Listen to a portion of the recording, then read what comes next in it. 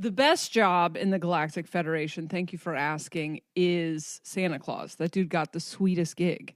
He gets to work one night a year. The other 365, how many days is it? 364. You guys do time so weird. He's just smoking weed and playing his Nintendo Switch with a bunch of cool-ass elves, getting letters from cute-ass kids written in crayon and shit. You want to know my letters? Listen to this. I had a letter from Nadine in Michigan. Wants to know if the synchronistic 11/11 date stamp on the restraining order her twin flame got against her is a sign that they're going to enter into union. This episode's about love.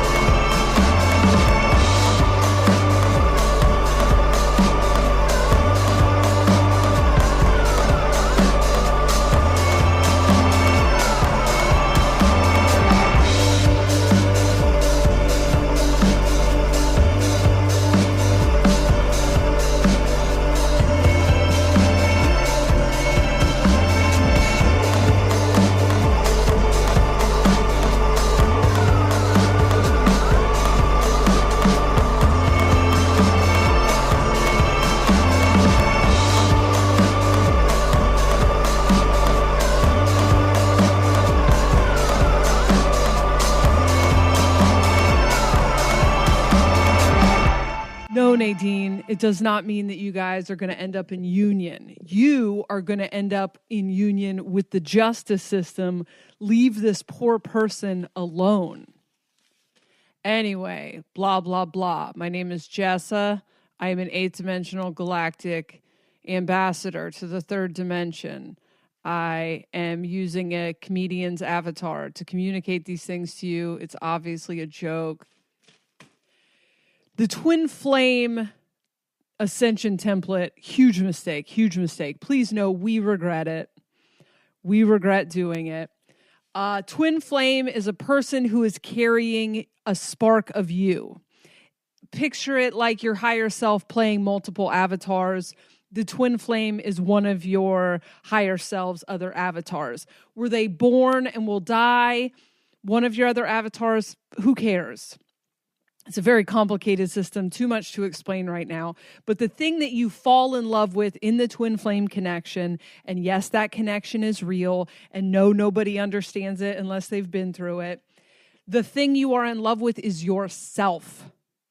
It is the spark of yourself. Write down the favorite things. This is a cheat sheet. You want to get in and out of twin flame school/prison. Here's how you do it before you go to regular prison. Nadine, write down your favorite things about the twin. Those are your qualities. Boom. Just skip to the end here. Write down the things you like the least about your twin.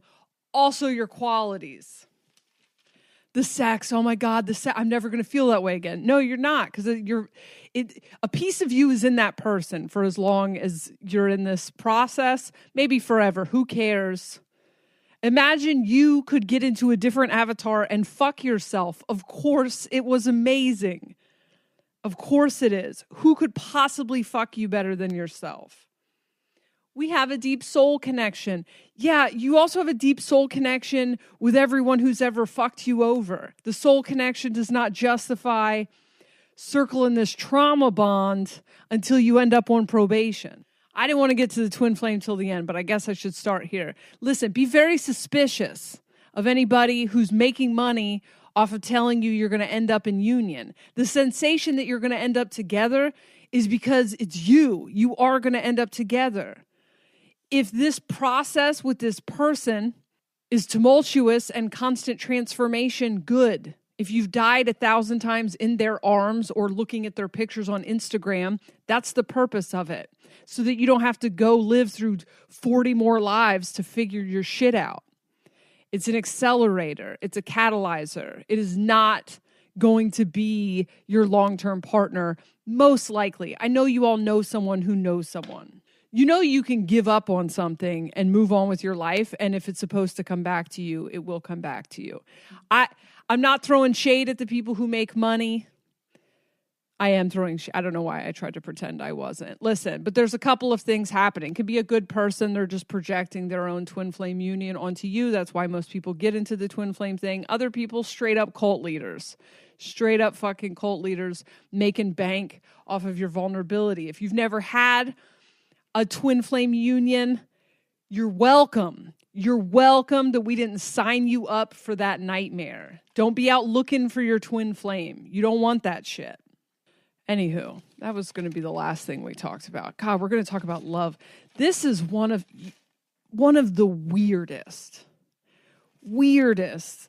things about Earth right now. This game, coming out of this age of Pisces, what you define as love, so strange. Strange. You're all obsessed with this idea of commitment. In the higher dimensions, we define commitment as a commitment to be yourself, to be your true authentic frequency, and to allow your partner at the time to express their true authentic frequency in whatever way it ebbs and flows and grows and evolves. That's what commitment is. On Earth, in this culture, you all define commitment. You meet someone, you go, oh, hey, I like chicken wings. They like chicken wings. It's perfect. And then you attach some idea about being rescued from all of your trauma to this person. A lot of times you ignore a whole lot of red flags, but even if it's a great relationship, it's a great relationship that has unconditional love adjacent qualities. What you all do with it is throw a party with a cake that's, got too much frosting, all your friends and family, and then they witness you sign a contract that can only be ended by death. And then everyone goes, oh my God, that's so sweet. They said till death do you part. That's insane. That's insane. What are you guys, what? First of all, you can't say that. You cannot say, as an authentic being, you cannot authentically promise to love someone forever. You can unconditionally love them. Unconditionally love means that you say, hey, I love you exactly as you are. I recognize that you have your own trauma and flaws and processes, and that as we go through this process together, we're both going to die and be reborn. And at some point, we're maybe not going to be each other's cup of tea. At some point, you might turn into like a shirtless TikTok dad. You might go through a midlife crisis and start making TikToks of yourself doing weird dances without your shirt on. And I might want to get off the train at that point. That might not be in line with my midlife crisis. I'm drinking wine and doing paint nights with my friends. We're at one of those places where you drink wine and make bad art. Maybe we're not each other's this actually, I'm describing like a couple that's perfect for each other. You can't possibly say when you're 25 that you're definitely going to love someone when they're 40. You don't know who that person is yet. 25 version of this person, 40, they're two completely different people. There's probably 5 people in between. Love is not promising something that you can't promise. That's fear. That's trouble with your own vulnerability. Now, for some of you, it's just a burning desire for the attention at the party you spent way too much money on. Some of you, it's that. A lot of you, it's trying to secure a future so that you don't have to deal with vulnerability. True vulnerability is, I'm going to let you see all of me today, and you might leave tomorrow. True commitment is like, I commit to letting you be yourself, even if it means that you have to grow in a direction away from me. What a fucking commitment that is. What a commitment to love it is to say, I love you so much that if it's in your best interest to grow away from me, I'm going to let you do that without villainizing you, without manipulating you, without trying to stop your growth, without convincing you you're bad. What a fucking commitment that is. And guess what? That commitment costs no money. You guys, you're like, listen, we love each other so much, we are going to sign this binding contract in front of all of our friends and family while you gift us with toaster ovens and Instapots. And then when shit gets weird in 4 years, you just got to swing by. You just got to swing. I like unconditionally love you. Real quick, swing by the courthouse, spend your retirement and 3 years getting out of this thing. Oh, isn't love grand? Love is beautiful. You guys are weird here. It's fucking weird. You know how we do it in the higher dimensions? It's like, hey, you're my favorite. Want to hang out while we're still each other's favorite? And then it runs a course. And you see it running the course. You see it turn in the bend. And you go, hey, this is turning the bend. We're about to hop off here. Do you want to add a third? Or do you want to just hop off here? And then you hop off and you're friends forever and everything's fine. If you have kids together, it's fine. The things you're doing, the entanglements you're doing, you're re-traumatizing yourself by trying to get love to fix your trauma.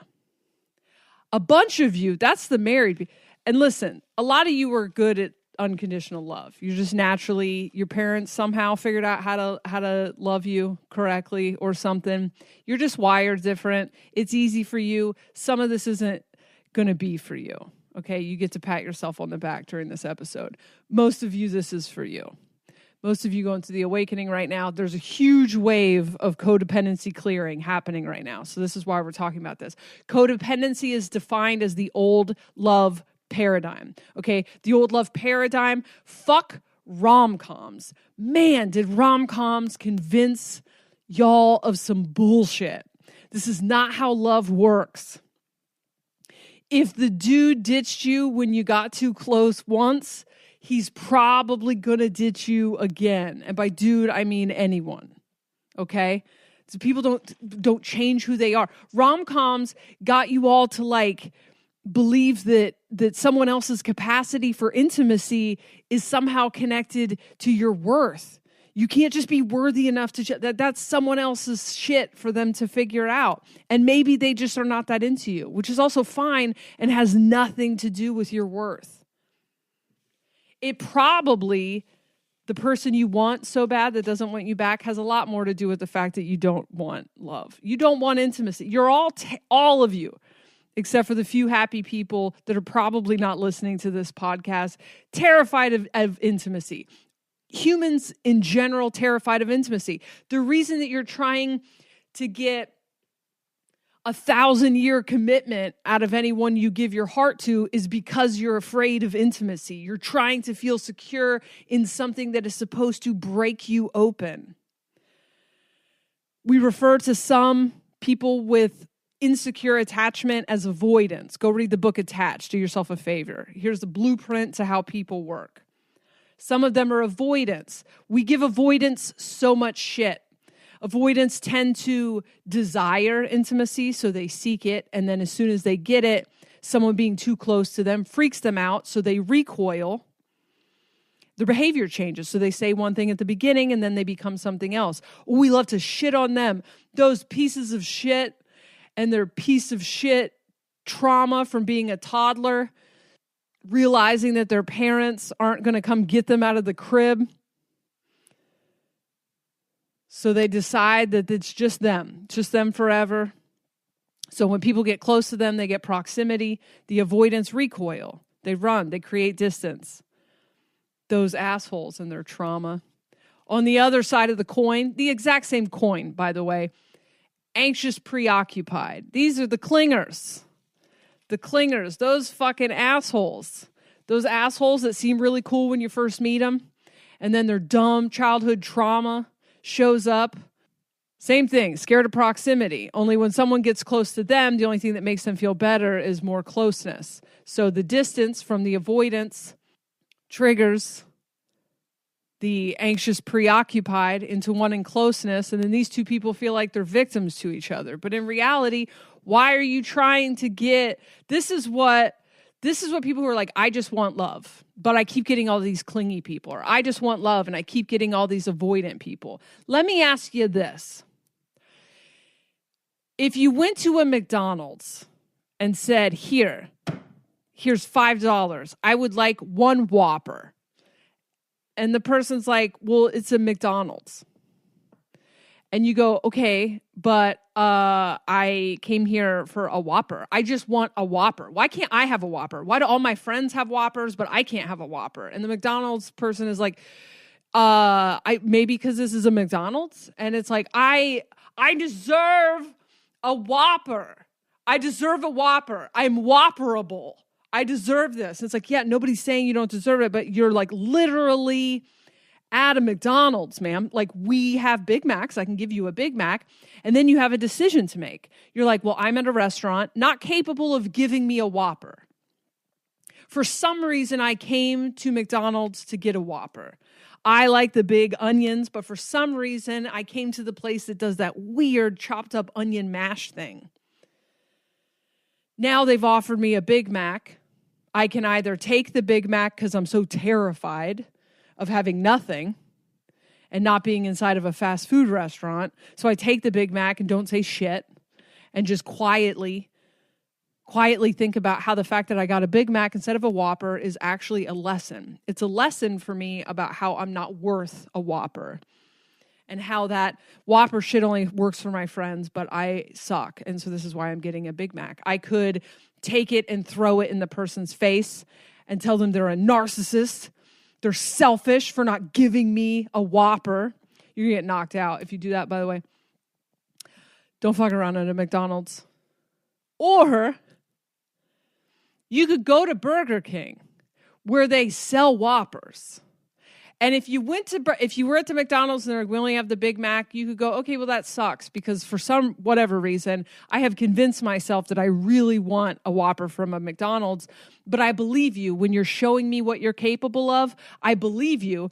And because I truly want a Whopper, I'm going to walk my ass over across the street to Burger King because they're almost always on the same block. If you insist on staying at the fucking McDonald's to get a Whopper, you might not want a Whopper. The solution to this riddle might just be that you think you want a Whopper, but you actually just want a Whopper. Maybe you're afraid of what it will be like to have a Whopper. Maybe you're afraid that you're not worthy of it. So you'd rather stand in this McDonald's and make it about some other shit. You'd rather project it onto this poor McDonald's employee rather than face the fact that, like, at some point in life you got the impression that Whoppers are for other people and not for you. A lot of people kicking and screaming in McDonald's that I just want a Whopper. And it's like, well, you're not trying. You're not at Burger King. Why are you trying to get it from McDonald's? It can't give it to you. It showed you. Now, sometimes you meet a shady McDonald's employee that says, I got Whoppers over here. And you go there and they don't have Whoppers. They have Big Macs. And you go, fool me once, fool me twice, fool me 350 times if you've been a twin flame. But at some point, you have to take responsibility and examine yourself why you're trying to get a Whopper from a McDonald's.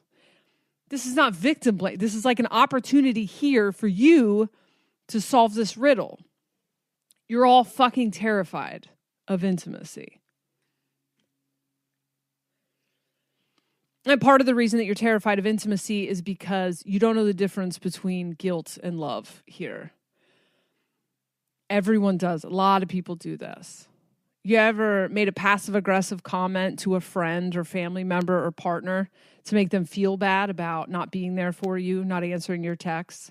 You see them returning someone else's text, you get triggered. You go, oh, I see you answer their text. And you elicit a little moment of guilt from them. Ever said something to your partner to make them jealous? You're trying to pull negative fear-based emotions out of them. You're trying to make them feel afraid or bad about themselves. And you're registering that as love. That's fine. You were taught a lot of that in childhood. But that's taking energy. That's taking a little swipe out of someone else's energy. It's very important for you all to learn where your lane is, where your bubble of energy is, and what of that energy you owe to other people and what they owe to you. This is in your best interest. This is so that you can experience a powerful, unconditional love. Taking responsibility for yourself. Your parents do this shit too, I'm sure. You get your mom be like, you don't call me enough. That's guilt. Guilt, yuck. That's not what love is. Grody. I'm going to talk about the paradox of selfishness right now. Paradox of selfishness is going to come up in a lot of these episodes. Some people use just crazy amounts of selfishness and justify it as spirituality without any real explanation. But spirituality is a lot more selfish than you would expect. At least right now it is. Here's why. Because the entire society is built on guilt and obligation. Your entire idea of what love is built on you should be. You should be doing this. You should want to do this. Is there anything more insane than the statement, you should want to? How the fuck? What does that mean? I should want to. How do you propose I change what I want to do? I should be wired completely different. I should have had a different set of life circumstances. You should want is a statement almost always exclusively from someone projecting onto you.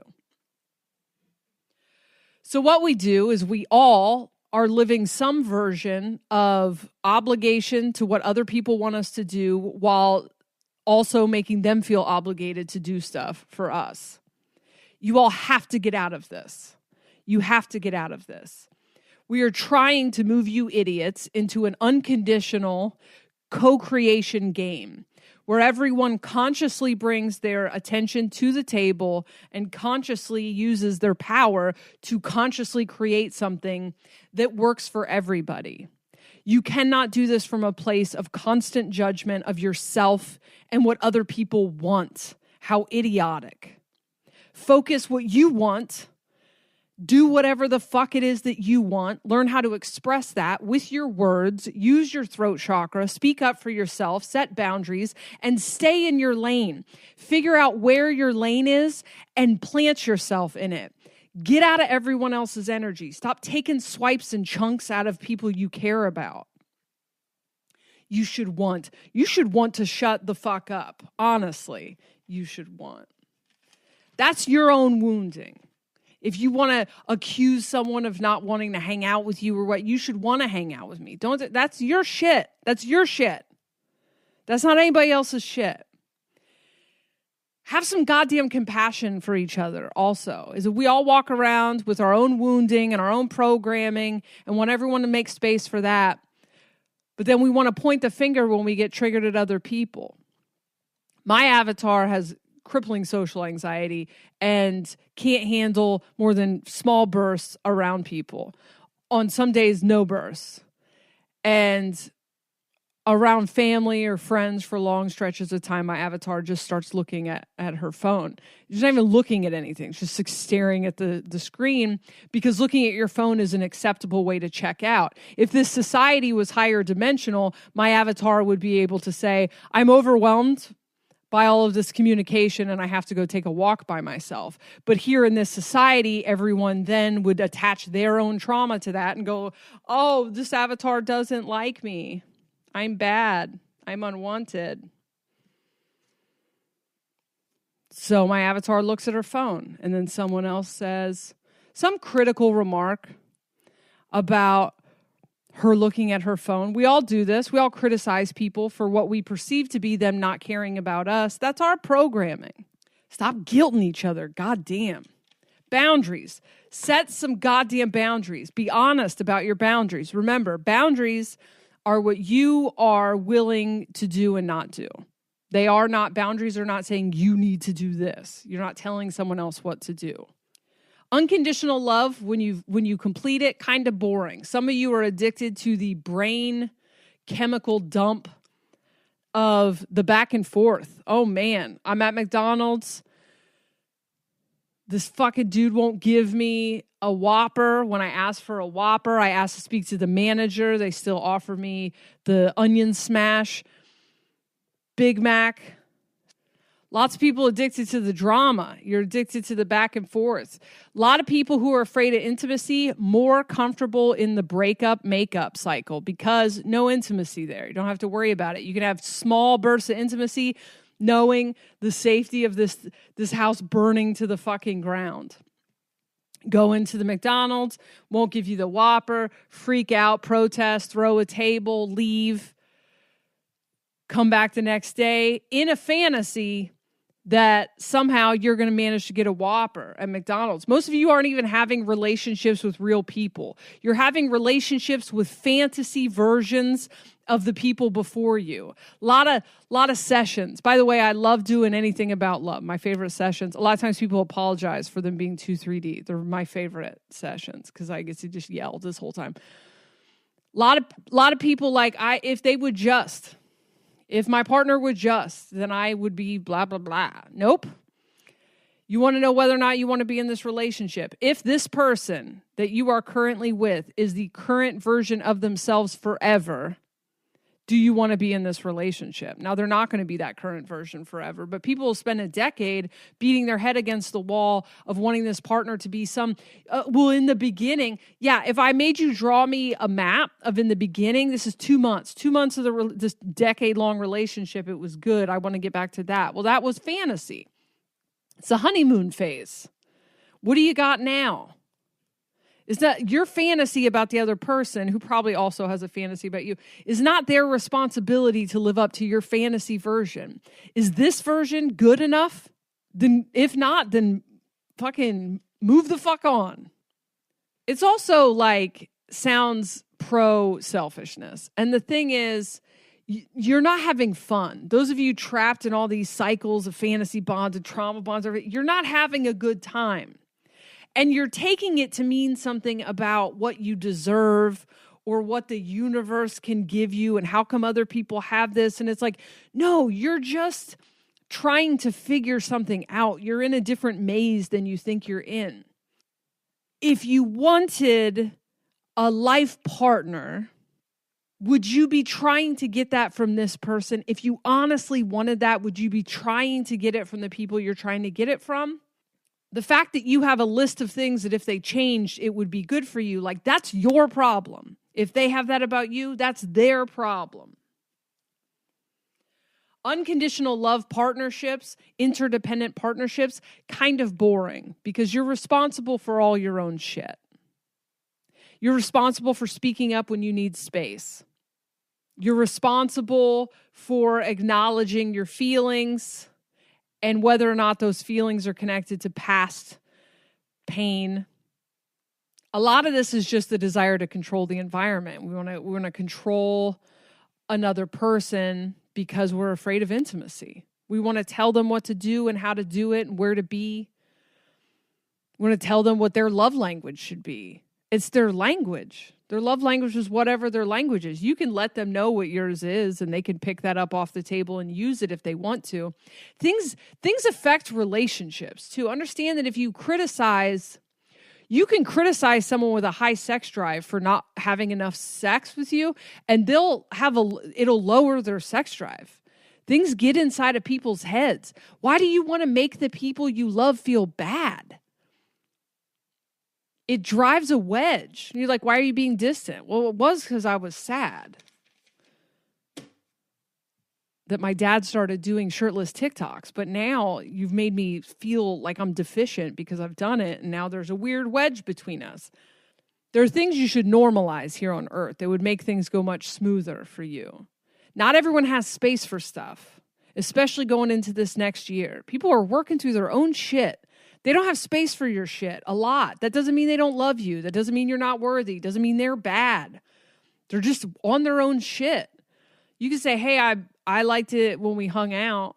Or do you have space for that when we spent more time together? Not, it used to be great and now you suck. Like, what the fuck? Who's that for? What's that going to fix? You ever had anybody talk to you like that? You ever had somebody accuse you of being bad? These things work two ways. People get so caught up in their drama, they then fling their trauma. I meant to say trauma, but whatever. At the other person as if that person doesn't have trauma. When you tell somebody who's avoidant, which is just the other side of your trauma coin, if you're anxious, you don't love me enough, you don't show it, bleh. You're telling them they don't know how to love, which are, if they're avoidant, they're already afraid of that. Normalize having conversations about your needs and normalize hearing your partner without projecting your fear of unworthiness. Avoidant people normalize saying, I need space. For as long as you need space, be open to have that conversation. Hey, I love you very much. I want to go be by myself. It doesn't have anything to do with you. Avoidant people introverts have to be alone to reset. Understand also that people on the other side of that coin need closeness to reset. Sometimes you're both going to need to reset at the same time. Work together in times where you're not triggered to figure that out. But if every single time your partner needs closeness, you write a movie about them being clingy and insecure, or every time your partner needs distance, you write a movie about them being, your parent that abandoned you, you're never going to get anywhere.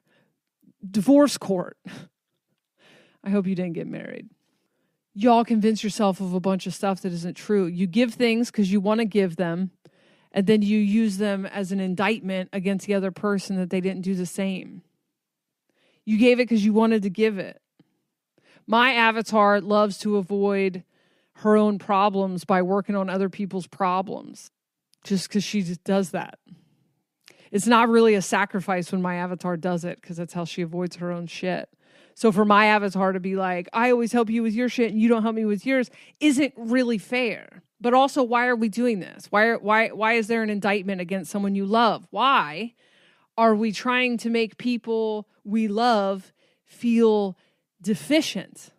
It doesn't make sense if what we want is love and intimacy. Normalize consent in conversations. This is great with friends, family. Hey, do you have space? Especially if you're going to come trauma bomb someone, which my avatar does quite a bit. If you're going to come drop a big complaint. You ever just been in a great mood and then your friend just shows up just complaining about shit and it's like, well, I was having a good day. Wouldn't it be nice if we normalized the change in the vibe? If you're going to walk into a room and the room's on like a calm vibe, normalize like asking permission before turning it into frantic energy. Normalize bringing your shit to the plate of somebody. You don't know where they're at. You don't know what they're going through. Hey, you got space to talk about this? That's how the higher dimensions do it. Normalize seeing distance as an opportunity to soothe yourself, reparent yourself, rather than an affront and evidence that you are hated and unwanted. Normalize breaking up, my God. Relationships on earth right now are designed to help you grow, to have a mirror close to you. They cannot rescue you. We are not offering support for the codependent template. If you try to have a codependent relationship, it is not going to go well for you at this point. You are alone when you are in an interdependent relationship. Your partner does not exist to bail you out. Your partner does not exist to complete you. Your partner is their own autonomous being with their own struggles and their own traumas and their own things that they're here to accomplish. And the same with you. And you get to fuck them. You get to fuck them and you get to talk to them when they're available to talk to you. And you get to hang out when you both want to do the same thing. And maybe you have 5 of these in your life for different chapters of your life. Maybe you have 1. You don't have to decide that on year 1, whether or not. You'll know in year 20, 40, that's someone you're gonna stay with forever. You don't have to figure that all out. You don't have to try to secure it. None of that's going to make you feel secure anymore. You're being pushed towards a more authentic version of yourself. Stop making the people close to you feel like shit. Stop trying to get things from people they can't give you. That partner you're still thinking about, you loved them so much and they didn't love you back and now they're with this fucking idiot. But here's the thing, that doesn't have anything to do with your worth.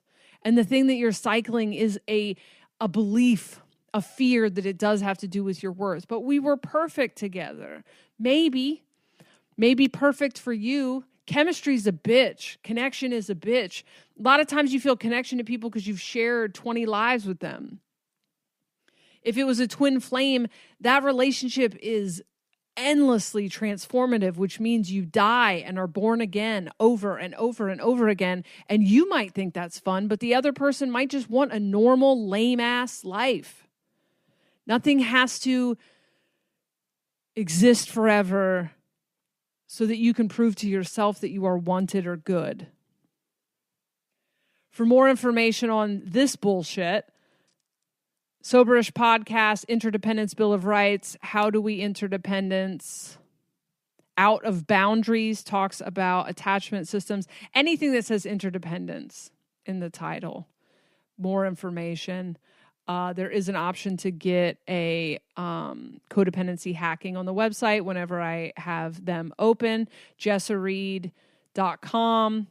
Starting January 1st, there's an extra tier on the Patreon. jessareed.com, you can find the Patreon. That's paid content. $5 tier, 2 episodes a month. $7 tier, 4 episodes a month. $10 tier, weekly live streams, energy updates. They got little readings, hang out with the crew, usually Saturday nights. $20 tier, all of that plus live streams about that week's episode. Really good for people who want a more interactive experience with their podcast. Who would want to interact with this? I have no idea. jessareed.com, you can also get merch, see really old pictures, see my tour dates that don't exist because comedy died in 2020. Good luck. I love you guys. Unconditionally love you guys.